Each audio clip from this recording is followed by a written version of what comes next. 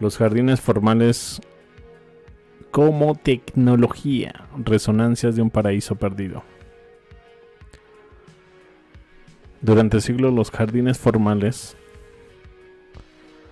aquellos espacios perfectamente geométricos que rodean antiguos palacios, castillos o fortalezas estelares, se nos han presentado como simples manifestaciones del poder y la estética de las élites. Pero ¿y si no fuera así? ¿Y si detrás de esas figuras perfectas, hexágonos, octágonos, pentágonos, círculos concéntricos y laberintos simétricos, se ocultara una antigua forma de tecnología viva, un conocimiento perdido sobre la vibración, la armonía y la conexión entre la tierra y el sonido y la conciencia? Quien haya recorrido alguna vez los jardines de Versalles, los de Aranjuez, los de Peterhof o los de Schönbrunn, sabe que hay algo más que belleza en ellos.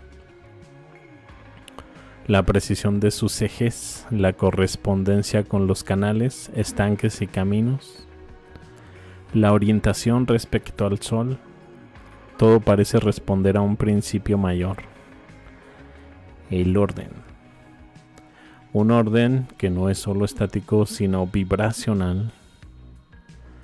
Diversos estudios modernos en cimática, la ciencia que estudia cómo el sonido genera patrones en la materia, muestra que las ondas sonoras producen formas geométricas idénticas a las que vemos en los jardines renacentistas y barrocos.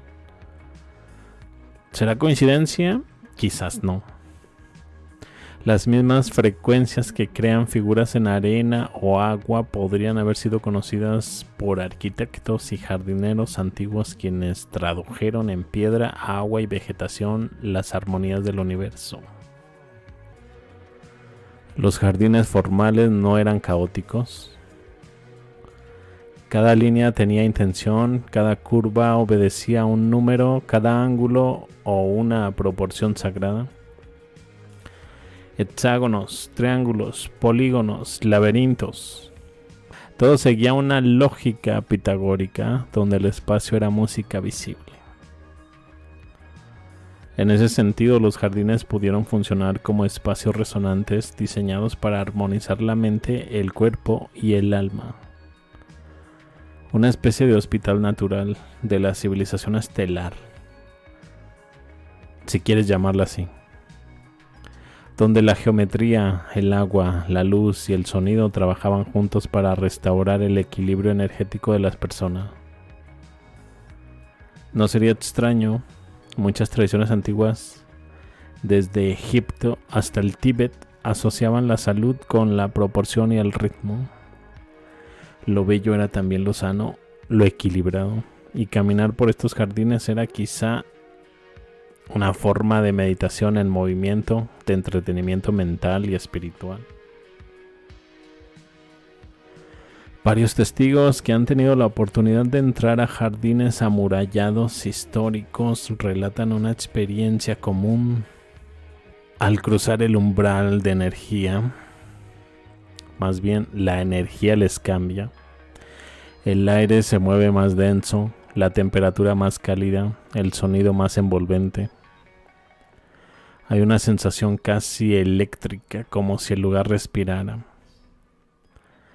No era solo la geometría la que generaba esa energía, sino la vida contenida dentro de ella.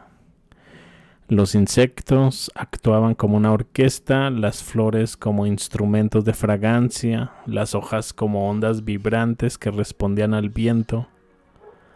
Todo parecía estar conectado en resonancia.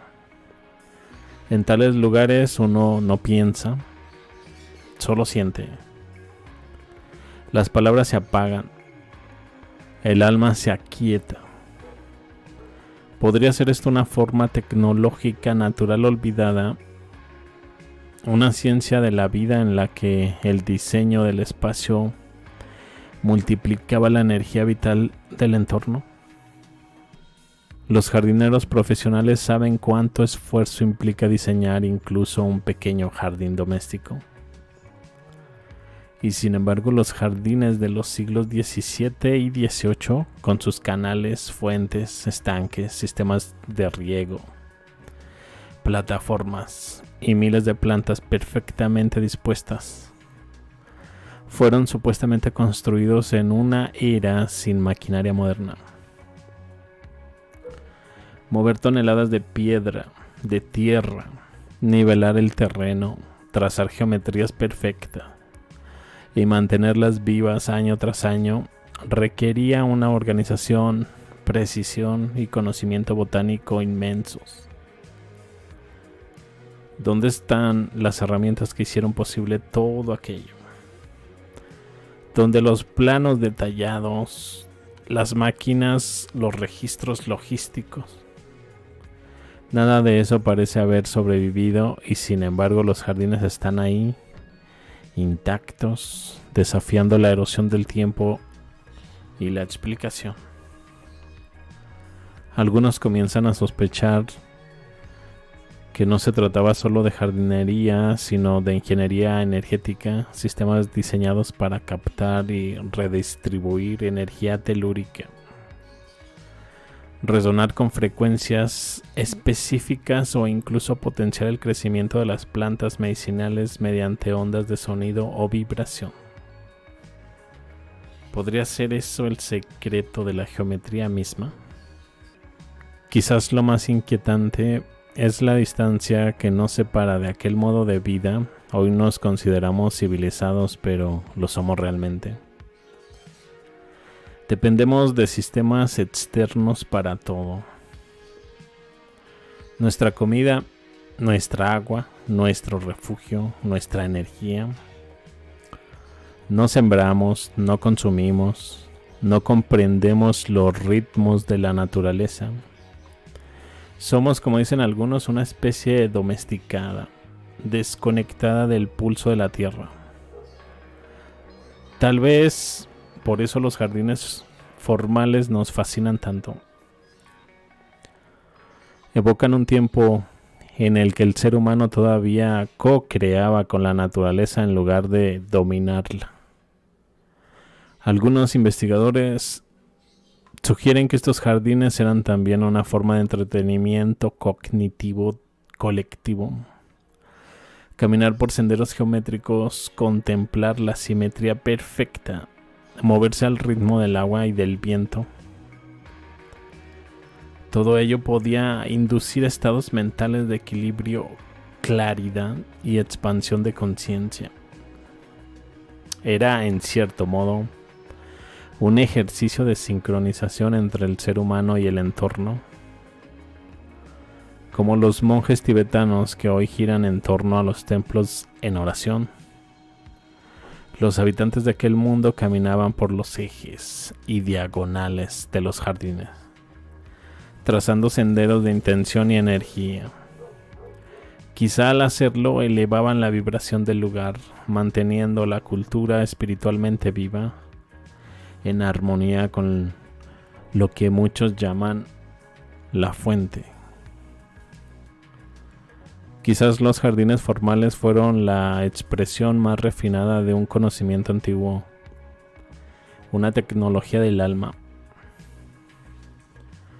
En ellos la ciencia, la espiritualidad no estaban separadas.